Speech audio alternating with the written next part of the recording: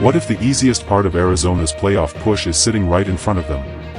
After going toe-to-toe with the Dodgers, the Diamondbacks have suddenly landed in the kind of stretch every team fighting for October hopes for.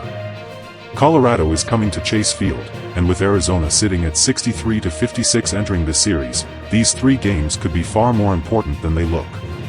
The Rockies entered this matchup at 46-72, and their struggles away from Colorado have been especially severe.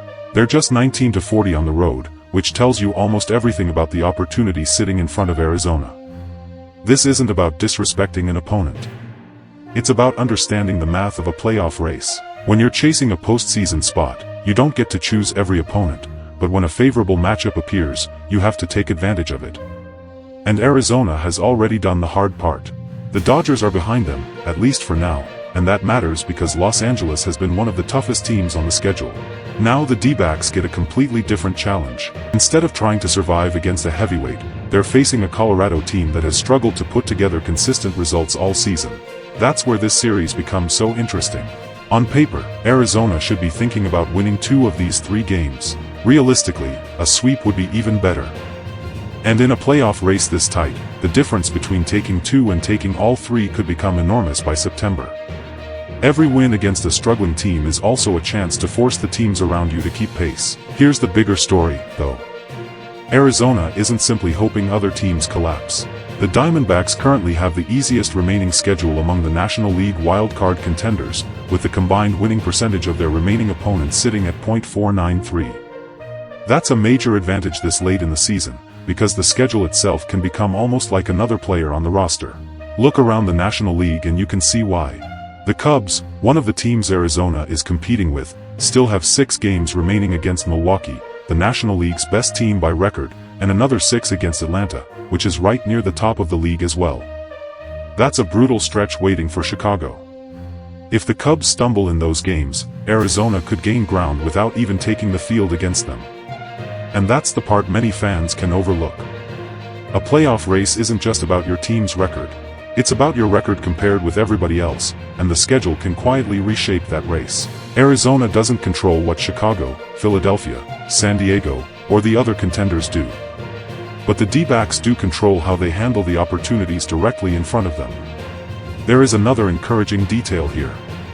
Among National League teams currently involved in this postseason picture, Arizona has one of the softest remaining schedules. The D-backs rank 16th overall in remaining strength of schedule at .493, while the Dodgers are even lower at 23rd.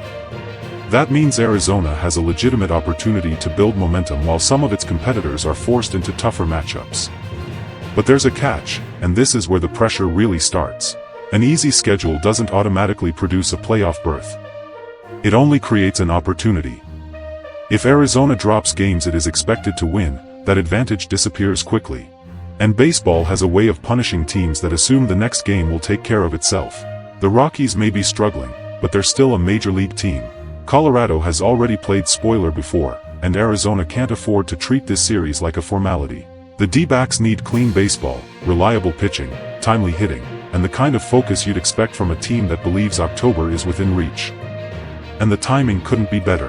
Arizona just came through a difficult stretch against the Dodgers, and now the schedule opens up. The question is whether the Diamondbacks can turn that favorable schedule into actual wins. If they can, the pressure shifts to the teams around them.